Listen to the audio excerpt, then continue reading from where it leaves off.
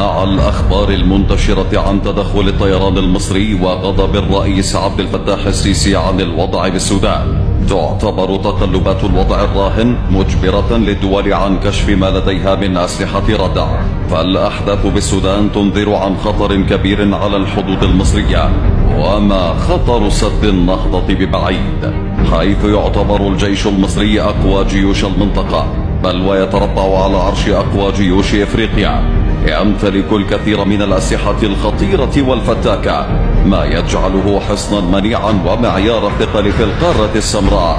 بعد أن تبوأ المرتبة 14 عالميا، بدأت الكثير من الدول تبحث عن أخطر الأسلحة المصرية، وآخر تلك الأسلحة لديه القدرة على محو مدن بأكملها. حاملة الطائرات ميسترال الفرنسية، الفرقاطة جويند 2500، الغواصة تايب 209، مقاتلات الرافال، الصاروخ ميتيور.